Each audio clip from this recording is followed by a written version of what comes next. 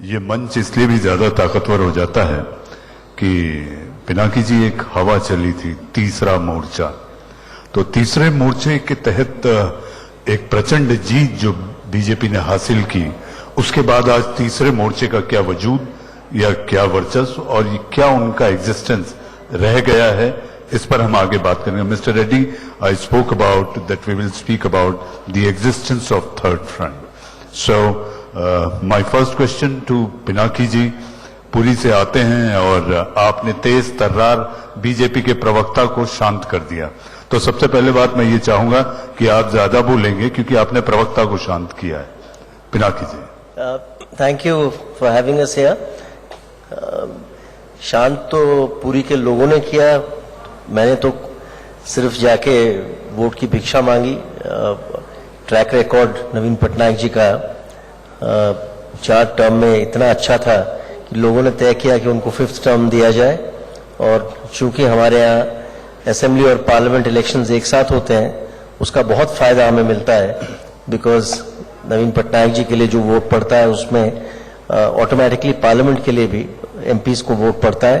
हालांकि इस बार कुछ डुअल वोटिंग हुई है, कई लोग चाह रहे थे मोदी जी के लिए सेंटर में, नवीन पटनायक जी के लिए स्टेट में, जिसकी वजह से नवीन पटनायक जी को बहुत बहुमत मिला है स्टेट में, जबकि सेंटर में कुछ हमारी पार्लियामेंट की सीटें कम हुई है, हालांकि बहुत कम मार्जिन से कम हुई है, बट कुछ कम हुई है। हम पिछली बार 20 सीटें थी, इस बार हमारी 12 सीटें रही हैं। जहां तक आपका सवाल तीसरे मोर्चे का है, देखिए प्रधानमंत्री जी ने खुद बात की है, he is talked about cooperative federalism. India, there is no question, the basic structure of the Indian constitution is a federal system. It can never be a unitary form of government. As long as federalism remains at the core of the Indian constitution, which cannot be tinkered with, and as long as even a prime minister who is in that sense a very centrifugal figure, even he recognizes that there has to be cooperative federalism. Therefore, there is no question that federalism, as long as it obtains in the hearts and minds of people, there will always be in a federal structure part. India news के खास कार्यक्रम India next के मंच पर मौजूद हैं केंद्रीय मंत्री प्रकाश जावड़ेकर। सीधा रुख कर लेते हैं। हमने आपका इंटरव्यू आंकड़ों के दिन किया था और हमने वादा किया था कि हम एक मंच खड़ा करेंगे जिसमें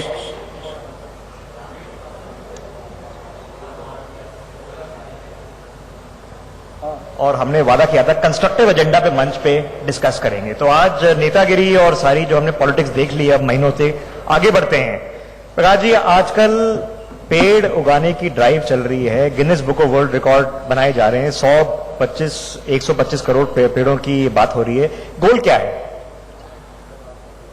हर व्यक्ति को ऑक्सीजन की जरूरत है और ऑक्सीजन मिलने का प्रकृति का सोर्स एक प्रकृति में हवा में है, वैसे पेड़ ऑक्सीजन देता है, कार्बन सोखता है।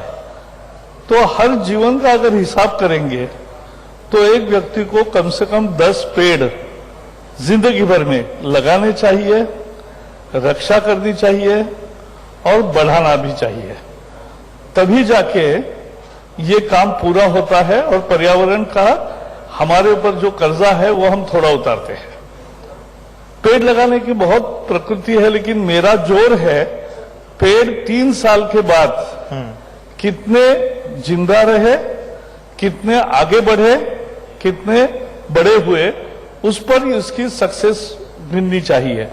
और इसलिए बहुत सारे कार्यक्रम है। अभी एक राज्य में मैं गया था जहां सारे राज्य के कंपाउंड जो है, कंपाउंडेड एरिया, ऐसे कंपाउंडेड एरिया का सैटेलाइट मैपिंग, ड्रोन के मैपिंग एक एक शहर का किया था, और वो करके उसमें पेड़ लगाएंगे ताकि प्रोटेक्ट होते हैं। किसान को देंगे तो वो अपने पेड़ प्रोटेक्ट करता है। छात्रों के लिए हमने स्कूल नर्सरी एक कार्यक्रम शुरू किया है, उसको और बहुत अधिक गति देनी है, और उसमें स्कूल में नर्सरी यानी पौधा बीज बोने के लिए, फिर वो पौधा आने के लिए, और उसके साथ साथ ये पौधे का बड़ा होने तक 1 साल भर वो पालन पोषण करेगा और फिर घर ले जाएगा। और घर में अगर जगह है तो घर में, नहीं तो गली में, जहां भी जगह जिसके पास होगी वहां छात्र जाके जब बताएगा कि ये पेड़ मैंने तैयार किया है, इसको लगाइए, तो लोग लगाएंगे। जन भागीदारी के साथ ये पेड़ों का लगाने का और बढ़ाने का, जहां डिग्रेडेड फॉरेस्ट है वहां भी बड़े पैमाने पर हो। और जंगल के बाहर आज पेड़ काटने को भी पाबंदी थी, इसलिए कोई लगा नहीं रहा था। तो पेड़ लगाओ भी, और जब उपयोग करना है तो उपयोग करो, ये हम कह रहे हैं, क्योंकि फॉरेस्ट के, वनों के बाहर भी वन का निर्माण हो। एक अर्बन फॉरेस्ट्री कार्यक्रम किया है कि शहरों के बीचों बीच वन विभाग की जमीन है, 100 हेक्टर 200 हेक्टर, लेकिन उसको कब्जे, अनधिकृत कब्जा जमा होता है। उसके बजाय कंपाउंड लगाने के लिए केंद्र सरकार पैसा देती है और उसमें जन भागीदारी से पूरी अच्छी गार्डन, अच्छा फॉरेस्ट, शहरों के बीचे बीच एक बगीचा नहीं, एक फॉरेस्ट तैयार हो, ये भी जरूरी है। और इसलिए ये सब काम हमने हाथ में लिए हैं ताकि भारत का ग्रीन कवरेज पिछले 5 साल में 1% से बढ़ा है, और भी बढ़ाना है, और उस दिशा में हम आगे जाना इसकी सप्लाई चेन है। पौधों को अगर 150 करोड़ पौधे नहीं निकालने हैं, इसकी सप्लाई चेन का क्या बैक ऐसा है, अभी इस साल का 125 करोड़ पौधे तैयार किए हैं, सीडलिंग्स, और वो सीडलिंग को लगाने के लिए सभी एजेंसीज को और जिनको भी लगता है वो देते हैं। वन विभाग भी तैयार करता है, सब जो नर्सरीज तैयार करते हैं, लोकल कॉरपोरेशंस के भी तैयार करते हैं, उन सब का हिसाब हम रखते हैं। और 125 करोड़ से ज्यादा सीडलिंग इस साल लगाने के लिए तैयार। जावड़ेकर जी, एक चर्चा चल रही है, आइडिया, कंस्ट्रक्टिव आइडिया की, अगर 100-150 करोड़ पेड़ और पौधे लगाने ही हैं तो फल देने वाले पेड़ लगाने। ये सही है।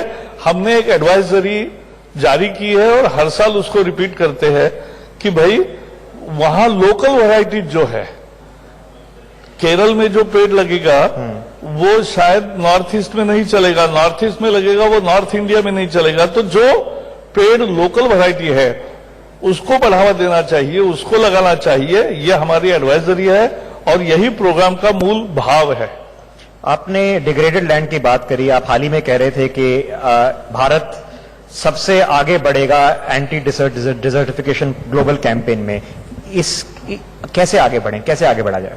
डेजर्टिफिकेशन का हमें समझना चाहिए, ये रेगिस्तान नहीं बनता है, लेकिन जमीन खराब होती है और उपजाऊ जमीन बंजर बनती है, ये भी डेजर्टिफिकेशन होता है।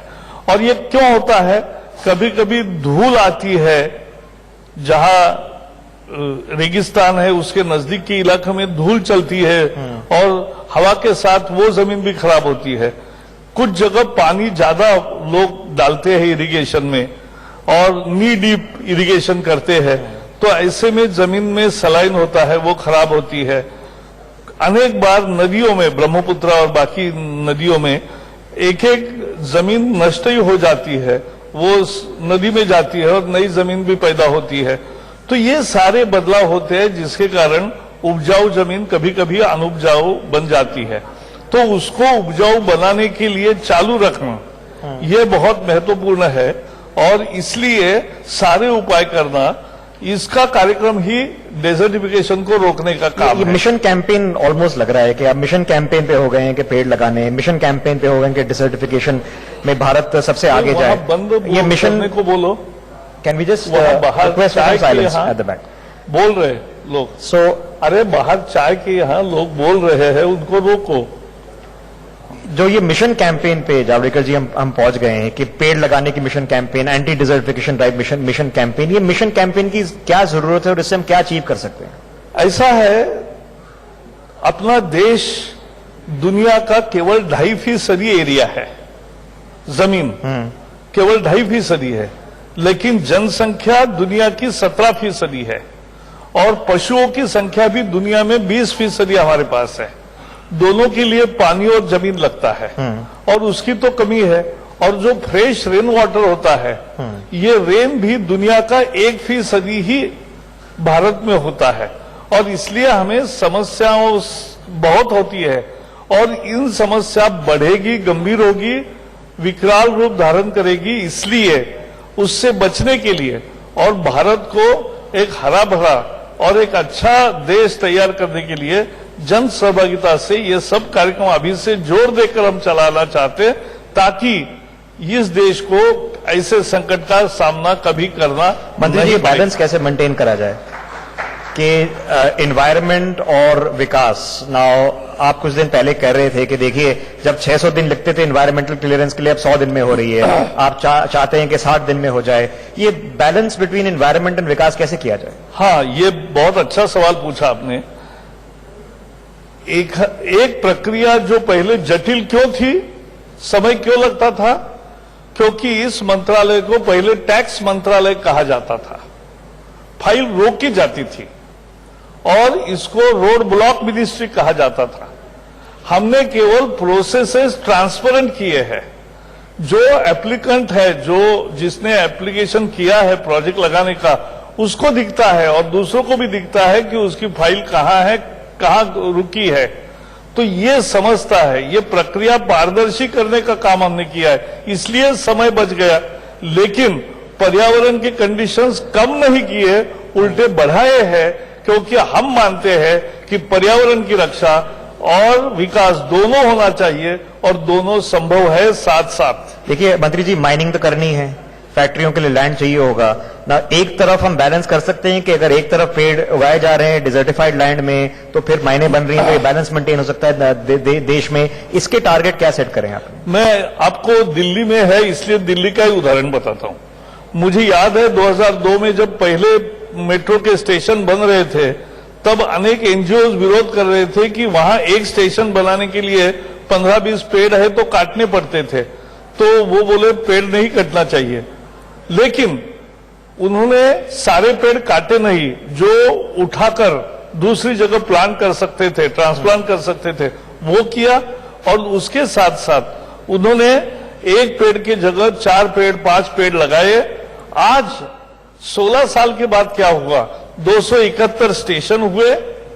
जितने पेड़ काटे गए उससे 5 गुना ज्यादा जिंदा रहे और अच्छे फले फूले, और जो ट्रांसप्लांट किए वो भी 95% बहुत अच्छी तरह से बढ़ रहे हैं। तो पेड़ भी बचे, पब्लिक ट्रांसपोर्ट भी हुआ, पर्यावरण का पूरक हुआ और 25 लाख लोग आज मेट्रो से प्रवास करते हैं। यही उदाहरण है कि विकास भी होगा और पर्यावरण की रक्षा भी होगी।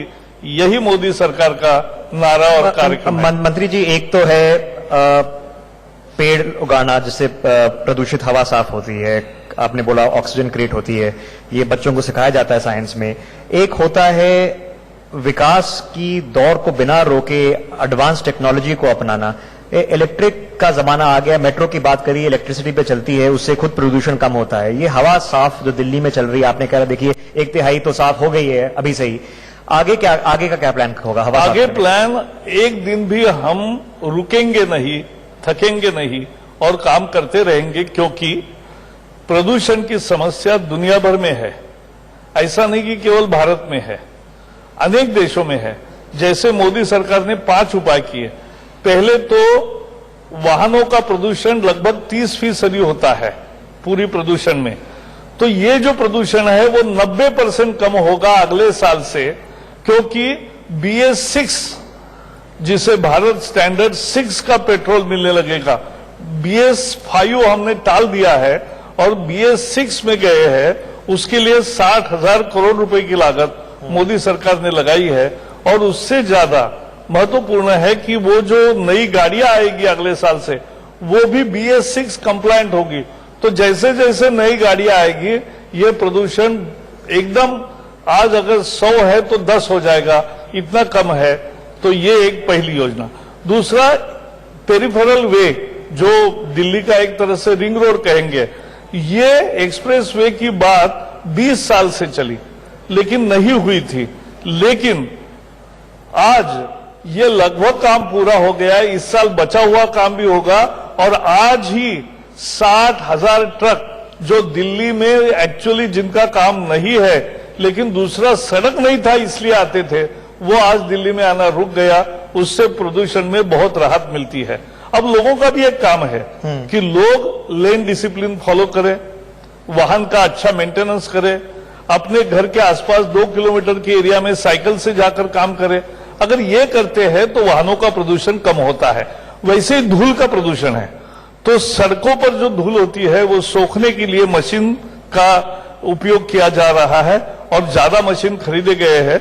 और दूसरा है कि construction demolition waste management rules पहली दफा आजाद हिंदुस्तान में तैयार किए हैं और उसकी हम सख्ती से अमल करेंगे उस पर, क्योंकि उसी से बहुत ज्यादा धूल पैदा होती है। और तीसरा एक है पराली जलाते हैं या कचरा जलाते हैं, तो इस पर भी वैज्ञानिक सॉल्यूशंस निकले हैं। वो टेक्नोलॉजी, वो मशीन्स किसानों को मुहैया करा के वहां मल्चिंग हो लेकिन जलाए नहीं जाए पराली, इसके लिए प्रोत्साहित किया जा रहा है। पिछले साल 20% से अधिक कम हुआ है, अब और भी कम करें, यह हमारी कल्पना है। मंत्री जी, ये BS6 का रूट क्यों ले रहे हैं? सीधा इलेक्ट्रिक पे क्यों नहीं जा रहे हैं हम? ये अच्छा, क्यों नहीं ले रहे हैं? ऐसा है, दुनिया में फ्यूल खत्म नहीं हो, हमारी कल्पना है। मंत्री जी, ये BS6 का रूट क्यों ले रहे हैं? सीधा इलेक्ट्रिक पे क्यों नहीं जा रहे हैं हम? ये अच्छा, क्यों नहीं ले रहे हैं? ऐसा है, दुनिया में फ्यूल खत्म नहीं होता है, लेकिन इलेक्ट्रिक व्हीकल्स को बहुत ज्यादा बढ़ावा दे रहे हैं। 30% हम सब्सिडी दे रहे हैं सीधा। आज आपने देखा लगभग सारे रिक्शा, ऑटो रिक्शा, वो सारे व्हीकल्स बन गए। जो पहले लोग साइकिल रिक्शा थी, वो आज बिजली की रिक्शा हो गई।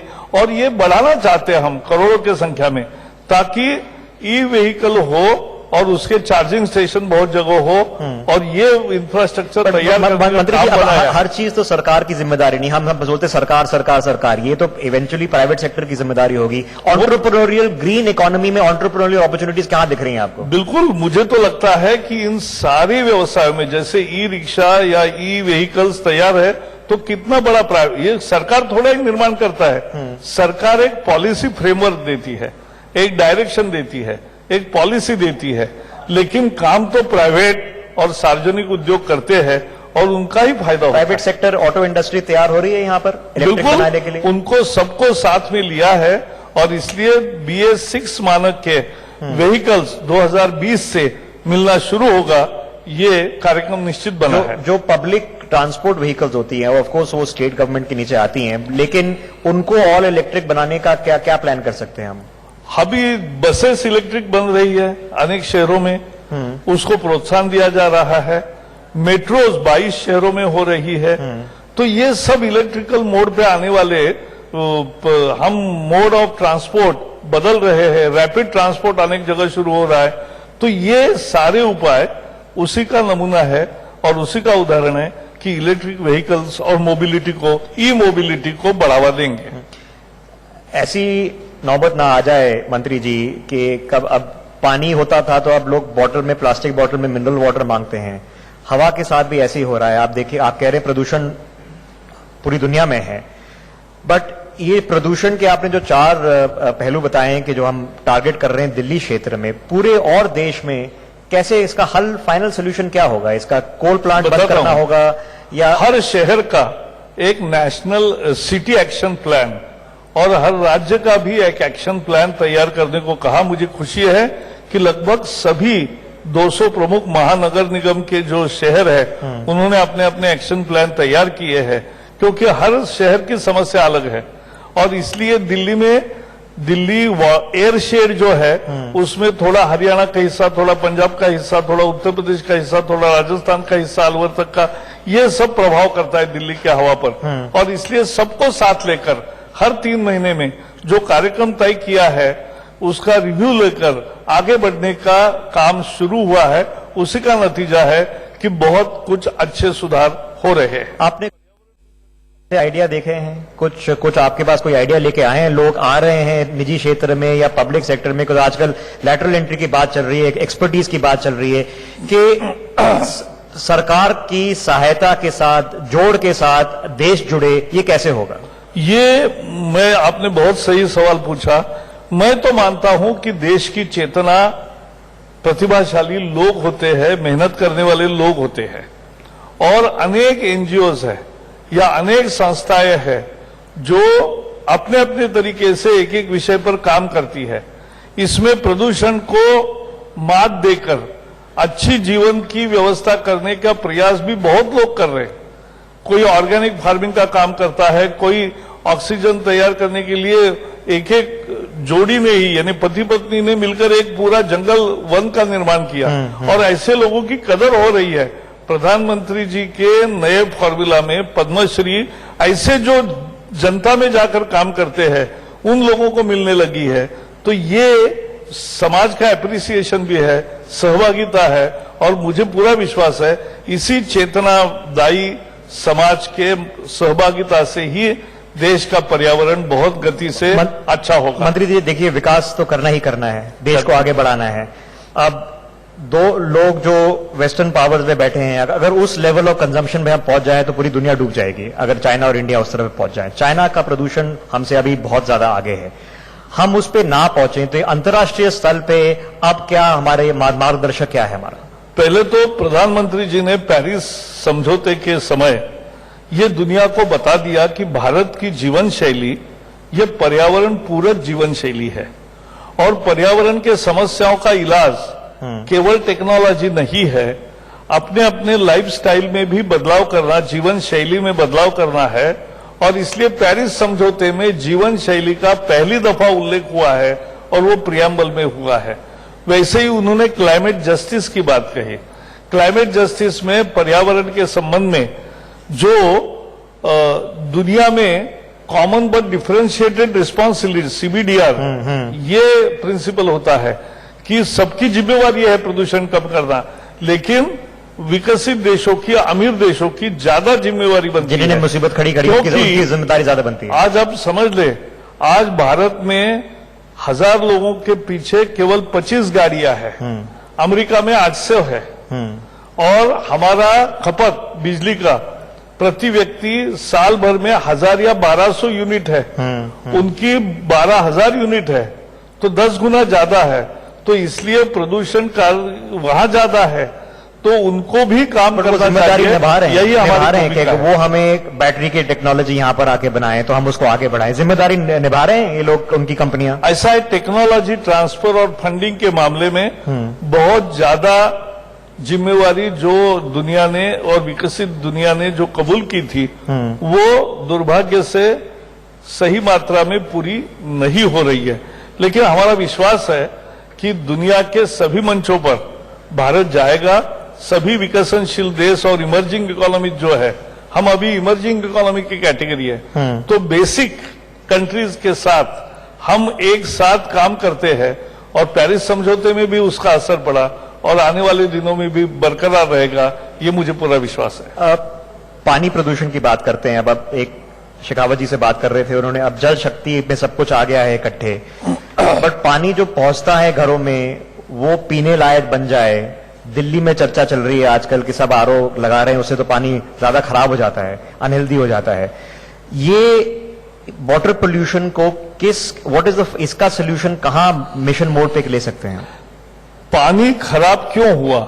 नदी से मूल पानी आता है अनेक शहरों में, तो वो शुद्ध करने के बाद भी अगर कोई दोष रहता है तो ये तो शुद्धिकरण प्रक्रिया ठीक करनी चाहिए। लेकिन नदी का पानी क्यों खराब होता है? हमारे एक हिंदी सिनेमा में गाना था, गंगा मैली हो गई पापियों का पाप धोते धोते, लेकिन वो सच नहीं है। सच ये है कि 70% सीवेज, शौच और गंदगी ये पानी में बहती है, और इसलिए होता है, और 70 साल के बाद भी उसी का उपाय करना पड़ेगा, और एक एक नदी को लेकर साफ करने का प्रोग्राम करना पड़ेगा। ये स्थिति वास्तविक है, और इसलिए जनसहभागिता से और टेक्नोलॉजी से और बजट से हम ये सीवेज ट्रीटमेंट प्लांट भी लगा रहे हैं, 9 करोड़ शौचालय भी हो गए, तो नदियां साफ हो गई।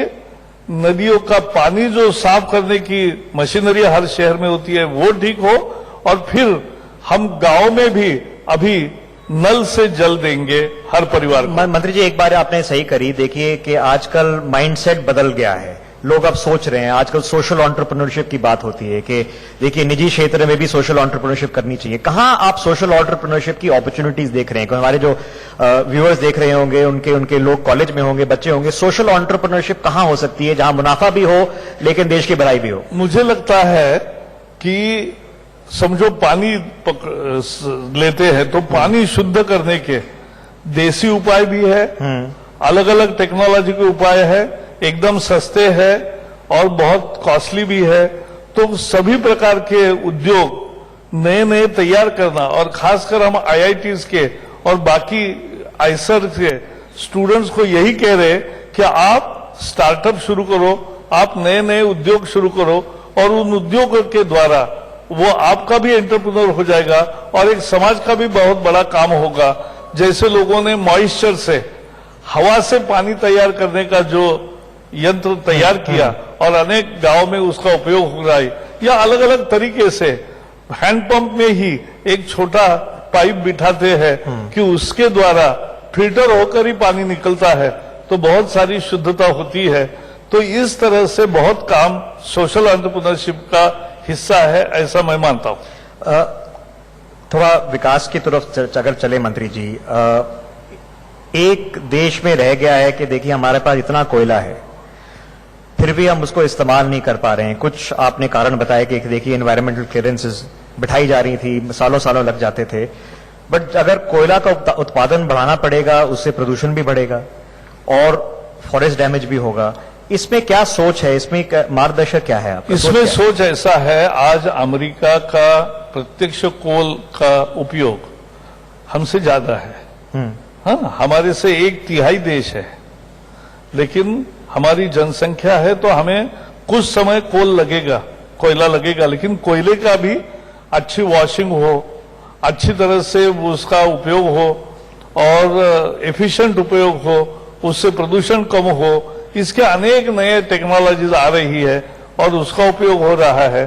कार्बन कैप्चर और उसी का यूज एक ही कैंपस में भविष्य में आपको यही दिखेगा कि पावर प्लांट है, उसी के नजदीक उसी कैंपस में फर्टिलाइजर प्लांट भी है और दूसरे कार्बन यूज करने वाले उद्योग है। तो यहां से कार्बन निकला और उन्हीं फैक्ट्रियों में कच्चा माल के रूप में गया, ये भी होने वाला है। लेकिन उससे ज्यादा महत्वपूर्ण है कि हम इलेक्ट्रिकल व्हीकल्स को और इसको बढ़ावा दे रहे और पर्यावरण पूरक जो भी व्यवस्था है वो कर रहे, ताकि कोल के बजाय आज सोलर आया। जब 1 लाख मेगावाट का टारगेट मोदी जी ने घोषित किया तो दुनिया अचंभित रह गई, लेकिन आज 28,000 मेगावाट लगभग तैयार हो गया है। ये एक अद्भुत प्राप्ति है भारत की, और 2030 तक हमें 1 लाख मेगावाट करना है। मुझे तो लगता है हम थोड़ा जल्दी उसमें रूफटॉप सोलर की चर्चा भी चल रही है पूरे देश में, जिसमें हर लोग भाग ले सकते हैं। ये जरा अगर हमारे व्यूअर्स उनको बताइए, इसमें कैसे भाग, अगर किसी ने रूफटॉप सोलर लगानी है कैसे करें? ऐसा है, रूफटॉप सोलर में आज 2 प्रकार की सब्सिडीज है।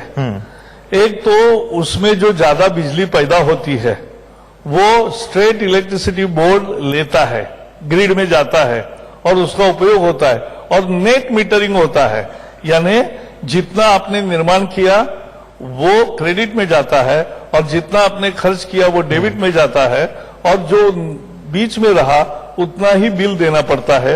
ये एक। दूसरा, अनेक राज्यों में और केंद्र की भी सब्सिडी है रूफटॉप सोलर बिठाने के लिए।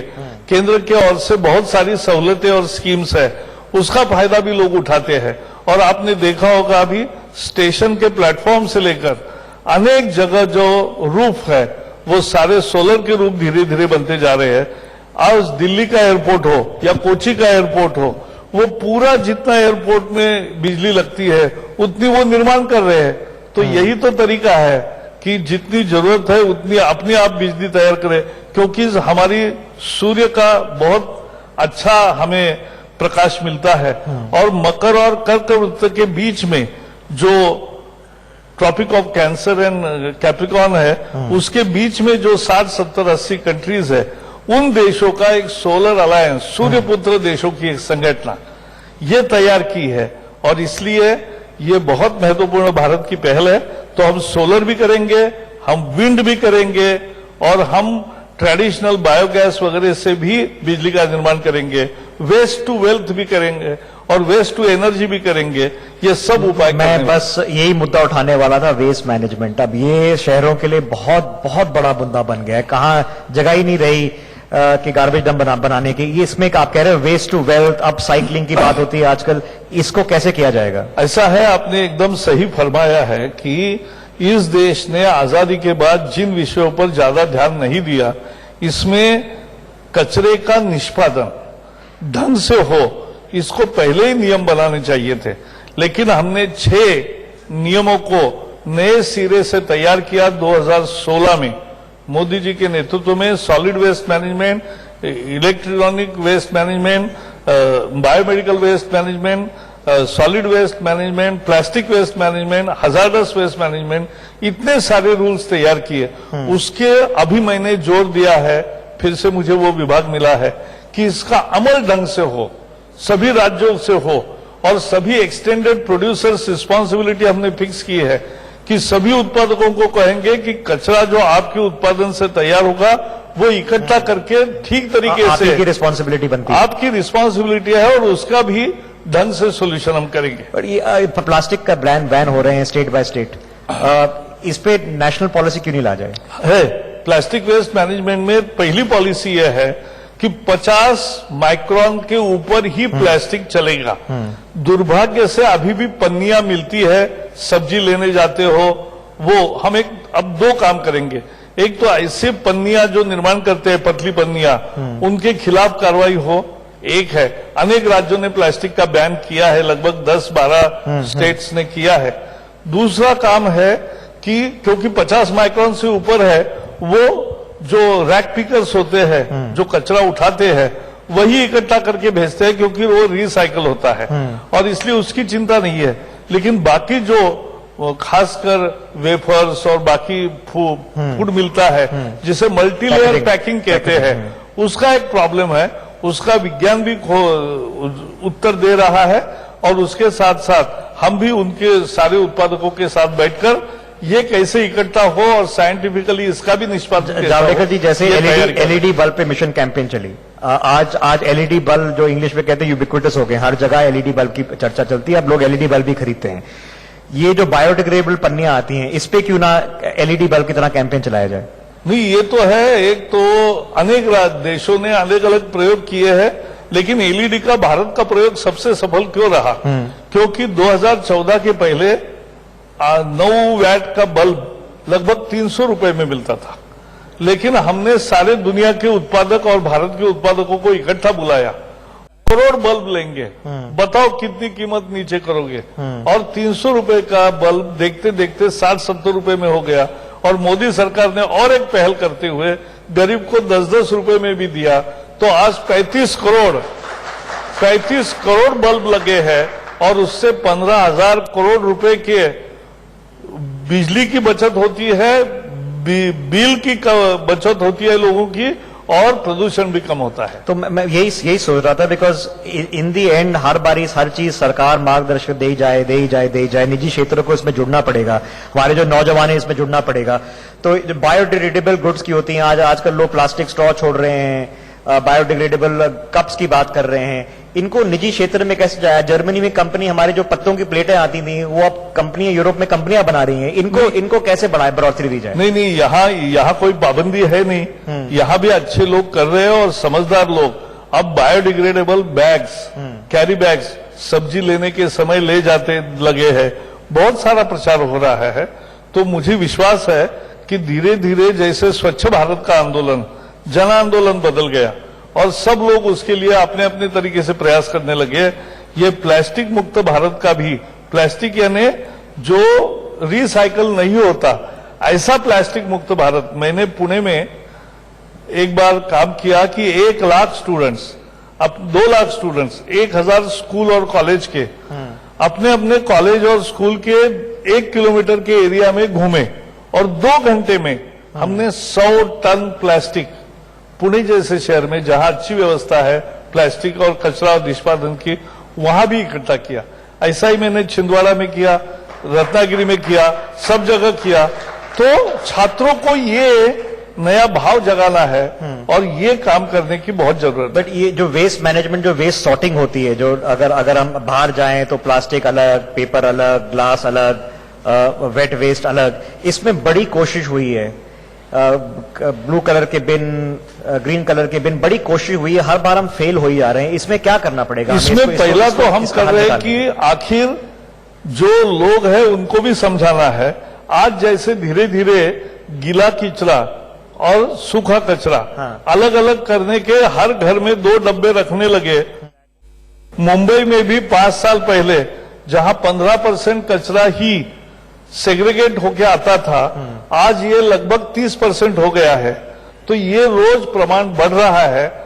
दूसरा, हम छात्रों को ज्यादा संस्कार करना है क्योंकि भावी पीढ़ी को, और इसरो को ज्यादा संस्कार करना है क्योंकि भावी पीढ़ी को, और इसलिए स्कूलों में इको क्लब हो, 5 तरह के बॉक्स हो, और वो घर से एक सप्ताह में एक दिन कोई 3 लाएगा, कोई कुछ लाएगा, जो भी लाएगा वो अपने अपने बॉक्स में डालेगा, उसको रिसाइकल के लिए दिया जाएगा और वो पैसा भी इको क्लब के काम के लिए लगाएंगे। जावड़ेकर जी, जैसे मोदी जी ने सफाई कर्मचारियों को सहानुभूति दी है, कॉन्फिडेंस दिया है, इज्जत दी है, अब हाल ही में चौकीदारों को इज्जत दी है, जो ये पूरी इंडस्ट्री है जिसपे हम छोड़ देते हैं कि कबाड़ी वाला पे छोड़ देते हैं, रैक टिकट्स की बात करें, जो ये काम करते हैं, सॉर्टिंग का काम करते हैं, उनको ऐसी इज्जत कैसी दी है? क्या हेल्थ सेफ्टी कैसे दी जाए? बिल्कुल मिलेगा। जैसे मोदी जी ने जो साफ सफाई कर्मचारी है उनको जैसे सम्मानित किया, हम भी कचरा सेग्रीगेट करने वाले अलग अलग करके वो कचरे का निष्पादन का सबसे प्रभावी काम करते हैं। उन युवाओं को, उन छात्रों को, उन जो काम करते हैं, ऐसे सबका सम्मान करेंगे। अगले साल से आप ये देखेंगे। और ये, क्योंकि मैं मानता हूं आज देश अगर थोड़ा भी साफ है तो इन्हीं छात्रों से और इन्हीं युवाओं के कारण है जो काम करते हैं। युवा है, महिलाएं हैं, बाकी सब लोग काम करते हैं और उन्हीं के कारण है। उनको हम गुनहगार नहीं मानते, उनका फॉर्मलाइजेशन करेंगे और उनको प्रतिष्ठा भी देंगे। इसको रोजगार कब माना जाएगा? इसको रोजगार की इज्जत कब दी जाएगी? और हेल्थ एंड सेफ्टी आज भी रोजगार है। मुंबई का एक आंकड़ा बताता हूं, मुंबई में 10,000 टन लगभग या उससे भी ज्यादा कचरा रोज इकट्ठा होता है, लेकिन वहीं से फिर धारावी और बाकी सब जगह रिसाइकलिंग के लिए 7,000 टन कचरा उसी में से निकल जाता है। वो क्योंकि वहां लोग काम करते हैं और अपना अपना सामान निकाल लेते हैं। कोई कांच लेता है, कोई टीन लेता है, कोई कागज लेता है, कोई प्लास्टिक लेता है, ऐसा भी करते हैं और वो सब रिसाइकलिंग के लिए जाता है।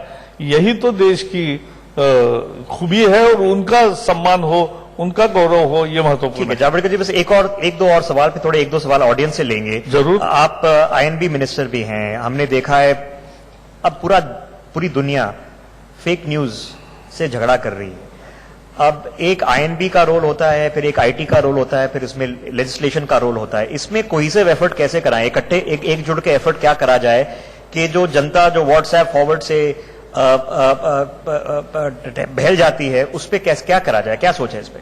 ऐसा है, मुझे आपके और अनेक चैनल्स को बधाई देना है कि अनेक चैनल्स ने खुद ही वायरल सच नाम से कार्यक्रम शुरू किया है कि जो मैसेज वायरल हुए हैं, जो व्हाट्सएप पर चले हैं, किसमें सच्चाई है, किसमें नहीं है, ये भी लोग देखने लगे हैं। सभी चैनल्स भी इसमें आएंगे, सभी माध्यम भी आएंगे और सरकार भी जहां कोई झूठ कभी कभी जानबूझकर और कभी कभी अनजाने में जो फैलता है उसको रोकना और उसकी सही जानकारी देना ये जरूरी है और ये माध्यम ही ज्यादा करे, यही हमारी इच्छा है। इसमें प्रोफेशनलाइजेशन जो होती थी जर्नलिज्म की, कि जो जिसने सही बोला, गलत बोला, अच्छा बोला, पता तो था किसने बोला। आजकल कहां से आता है, कौन का लगाता है, बॉट लगा देता है, कोई फेक प्रोफाइल होते लगा देता है, ट्रोल लगा देता है, पता नहीं चलता। तो प्रोफेशनलाइजेशन ऑफ जर्नलिज्म की जो जरूरत थी, उसको आगे कैसे बढ़ोतरी दी जाए? मुझे लगता है इसका माध्यमों को अपने यहाँ स्वतंत्रता है। हम कोई चीन जैसे या दूसरे देशों जैसा नहीं है कि जहां मीडिया को आवाज नहीं है, यहाँ तो है। और इसलिए हम निश्चित रूप से इसका उपयोग करते हुए मीडिया ये सच्चाई आखिर जीतती है और झूठ का हमेशा पर्दाफाश होता है, लेकिन बहुत डिले ना हो इसके लिए अब सब जागृति से प्रयास करना है, क्योंकि 5 मिनट में खबर फैलती है और तुरंत अगर उसका समाधान आया कि ये सच नहीं है तो बहुत अच्छा होगा और ऐसा करने वाले काम करने वाले को भी हम बहुत सारा समर्थन देंगे। एक आखिरी सवाल जावड़ेकर जी, जो आपने हाल ही में जो शामली में इंसिडेंट हुआ था, आपने उसकी रिपोर्ट मांगी थी।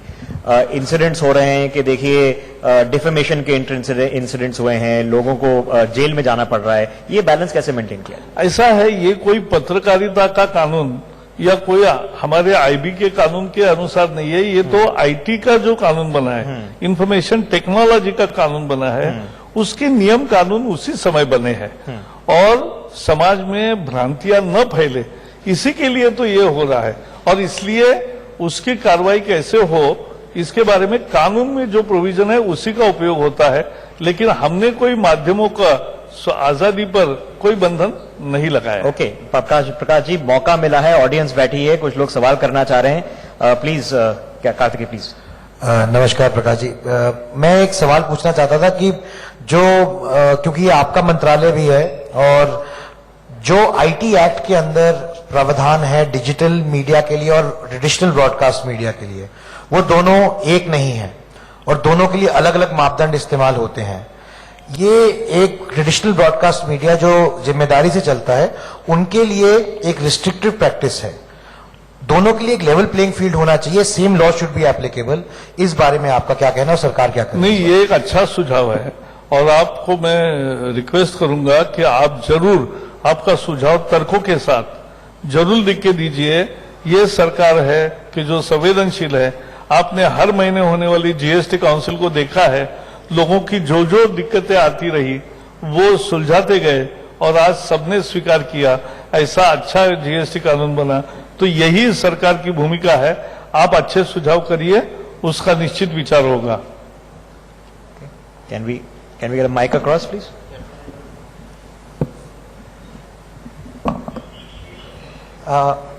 मंत्री जी नमस्कार, मैं वाहिद अली दिल्ली से हूं। सर, सबसे पहला मेरा एक सवाल है, जो मोदी जी पिछले 5 साल से कहते हैं स्वच्छ भारत और स्वच्छ देश को कहते हैं, तो एक गाजीपुर में हमारे पास एक सब बहुत बड़ा पहाड़ है, क्या पिछले 5 साल में किसी भी मंत्री या कोई भी मिनिस्टर वहां पर ऐसे नहीं आया जो उसकी समस्या करे? क्योंकि वहां पर बहुत ज्यादा पॉल्यूशन होता है, इतनी बदबू आती है।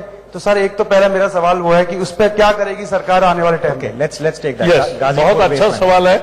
ये गाजीपुर का जो है, ऐसा हर शहर में एक गाजीपुर बना है और वहां कचरा जमा होता है और इसके लिए हमने सॉलिड वेस्ट मैनेजमेंट का जो प्लान बनाया और नियम बनाए, उसको लागू करना ही उसका सही उपाय है और वो लागू सख्ती से करेंगे, ये मैं आपको आश्वस्त करता हूं।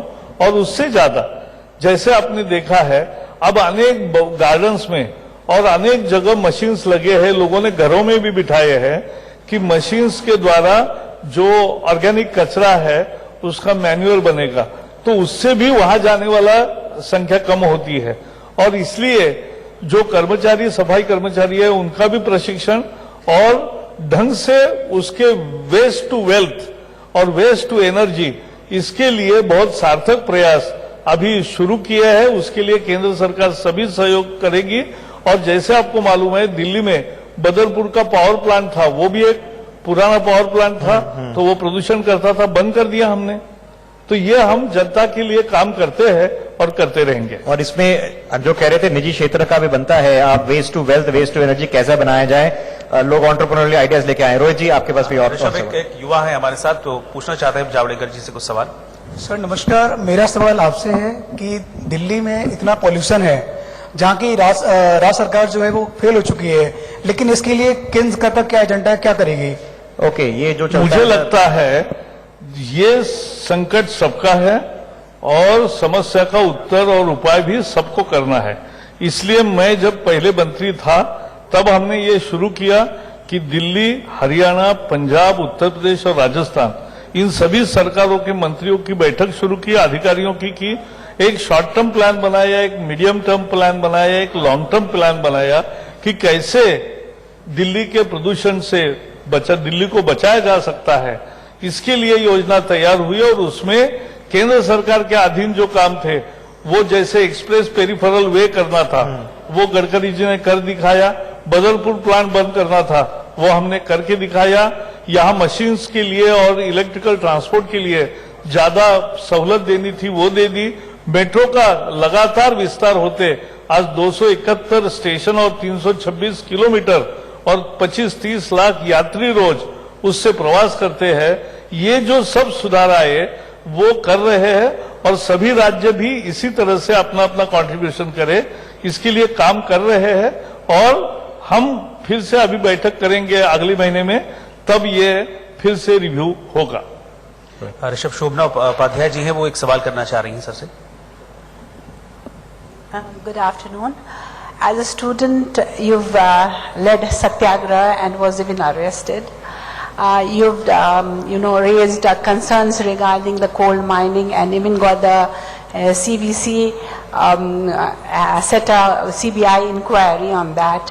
You became a member of parliament from Maharashtra and Madhya Pradesh, which have got thriving population of tigers. And your quote, which I love your quote, which says that if you don't question, you don't innovate. So that's the reason I've got, this courage to question you.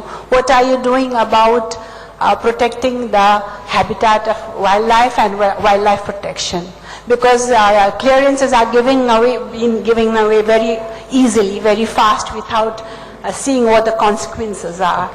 So in that regard, I would like to know your vision for wildlife and wildlife habitat. Wild habitat के लिए पिछले 5 सालों में लगभग 10 नए wild life sanctuaries ये चयन हुआ है और उसका अमल शुरू हुआ है। कुछ टाइगर के है, कुछ बाकी भी वाइल्ड लाइफ है, कुछ सी के में भी है। तो इस तरह से वाइल्ड लाइफ सेंचुरीज वो हमने बढ़ाई है। जो वाइल्ड लाइफ प्लान है कि प्रोटेक्शन करे और उसका रिजल्ट आया है, आज दुनिया के 70% बाघ अगर भारत में है और अभी नया सेंसस हुआ है, उसका भी आंकड़ा जल्दी घोषित करेंगे, तब आपको समझेगा कि अगर दुनिया के 70% बाघ और दुनिया में सबसे ज्यादा बाघ अगर यहाँ है, तो पूरी एक इकोसिस्टम वाइल्ड लाइफ की है, वो ठीक चलेगी तभी बाघ जिंदा बचते हैं। और ये है, लेकिन नई नई समस्या भी रोज पैदा होती है। जैसे कल आपने पढ़ा होगा कि कॉर्बेट में बाघ ही हाथियों को मार रहे हैं, ऐसा एक नया नहीं होता है, लेकिन होता है। तो उसके लिए भी मैनेजमेंट की व्यवस्था है। एनिमल ह्यूमन कॉन्फ्लिक्ट ज्यादा न हो, उसके लिए जंगल में ही, क्योंकि मैंने अध्ययन किया कि एनिमल्स बाहर क्यों आते प्राणी, क्योंकि वहां अगर पानी नहीं मिलेगा और वहां जो खाद्यान्न है वो नहीं मिलेगा, तो प्राणी बाहर आएंगे भूख के लिए, पानी के लिए। वो दोनों सफिशिएंट मात्रा में तैयार हो, इसका हमने एक प्रोग्राम बनाया है और इस बारिश के सीजन से उसका बहुत काम शुरू होगा। और अनेक राज्यों ने जल संधारण का काम भी शुरू किया है और तेज करेंगे, ताकि जंगल में ही उनको खाने की सुविधा मिले तो बाहर नहीं आएंगे। ऐसे सब तरह से वाइल्ड लाइफ का प्लानिंग। Okay, before we run out of time, couple more questions Rohit. माननीय मंत्री जी, अमित गुप्ता, वेस्ट दिल्ली से। ये जो पूरे देश में प्रदूषण की समस्या है, इको क्लब इसके अंदर एक बहुत ही साकार कार्यक्रम है। क्योंकि ये स्कूल कॉलेज तक ही क्यों सीमित है? क्यों ना आरडब्ल्यू और एनजीओ को भी इसमें भागीदार बनाया जाए? सभी लोगों को, जैसे स्वच्छ भारत में सभी लोग बन गए, वैसे देश को प्रदूषण मुक्त करने में भी लोग आएंगे। और जैसे मैंने कहा, लोगों के लिए भी 5-6 सिंपल मुद्दे हैं। 2 किलोमीटर के एरिया में साइकिल से जाकर ही काम करने हैं, कम से कम प्राइवेट ट्रांसपोर्ट यूज करना है, ज्यादा से ज्यादा पब्लिक ट्रांसपोर्ट यूज करना है। जब प्राइवेट ट्रांसपोर्ट करेंगे, वाहन का मेंटेनेंस करना है, लेन डिसिप्लिन का पालन करना है। अगर ये भी छोटी छोटी चीजें लगती है, लेकिन और पानी की बचत करना है, बिजली की बचत करना है, ये जैसे जैसे हम लाइफस्टाइल में हमारे लाएंगे, और खासकर शहरों में लाने की जरूरत है। देहात में तो करते ही है सभी, और इसलिए वो देहात में ठीक आपको दिखता है कि प्रदूषण कम है, और यहाँ ज्यादा होता है शहरों में, क्योंकि भीड़ भी है। तो इसलिए सभी को इसमें पार्टिसिपेट होना चाहिए, और ये जन आंदोलन बनेगा, तभी हमारा प्रदूषण कम होगा। So RWA is welcome, Rohit ji. Yes, RWAs are welcome. आपका क्या सवाल है? आप सवाल पूछ लीजिए। सर नमस्कार, मेरा नाम विनय चौहान है, मैं वेस्ट दिल्ली से आता हूं।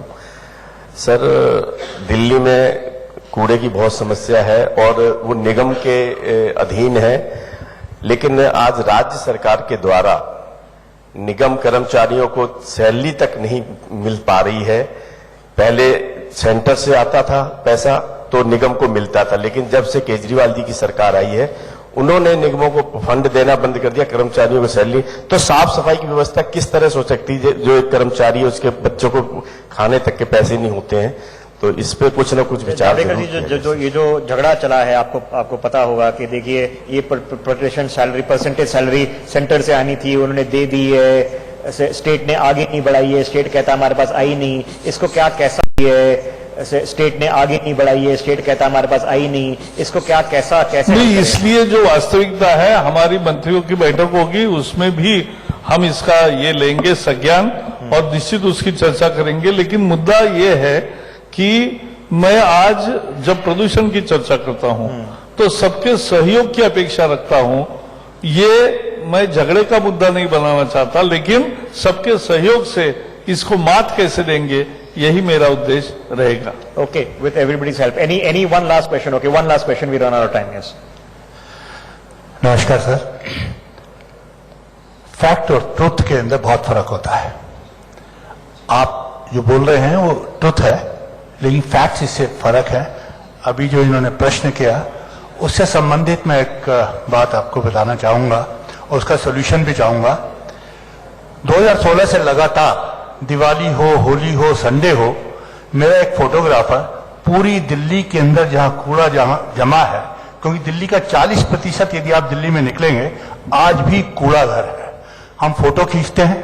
दिल्ली के कमिश्नर्स को, एमसीडी के मेयर्स को, केजरीवाल जी को, आपके अर्बन डेवलपमेंट मिनिस्ट्री को और पीएमओ में लगातार एक चिट्ठी मेरे दफ्तर से रोज जाती है। आज तक एक चिट्ठी का भी जवाब नहीं आया, एक भी चिट्ठी का। नंबर 2, दिल्ली के स्कूलों के अंदर 9 किस्म के प्रदूषण के ऊपर मैं एक कैंपेन चला रहा हूं।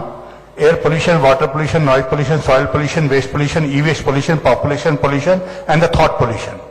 उसके अंदर 5 लाख बच्चों को मैं शिक्षित कर चुका हूं।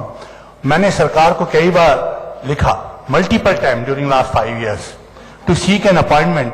मेरे भी अपने विचार हैं कि किस प्रकार से इस प्रदूषण को हम तेजी से खत्म कर सकते हैं। क्वेश्चन, अगर जो लोग जुड़ना चाह रहे हैं सरकार के साथ, ऐसा है, कैसे जुड़े? आप आपके तरह से प्रयास कर रहे हैं, लेकिन आप जहां रहते हो उस कॉलोनी में सभी घरों में जाकर अगर आप एक बदलाव ला सकते हो कि भाई गीला कचरा और सूखा कचरा हर एक कोई 2 बॉक्स रख के उसी में डालेगा और वैसा ही कलेक्शन में जाएगा, ये अगर करेंगे तो भी एक पार्टिसिपेशन है। तो सभी प्रकार का पार्टिसिपेशन करना चाहिए, यही मैं कहूंगा। Okay, with that, I think we will thank the minister for his extended session with us. Prakash ji, I promised you a constructive conversation and no politics. Hopefully we've delivered that. And a lot of people who will be watching this across the 10-11 networks, channels of the ITV network have learned something of what is possible and the entrepreneurial opportunities. He's given the example of LED. Imagine what can be done through upcycling, waste to wealth, and of course waste to energy. I thank you very much, Minister, for your time. Thank you for the channel. Yeah. जोरदार तालियां Prakash Javadekar sir के लिए। Sir आपका बहुत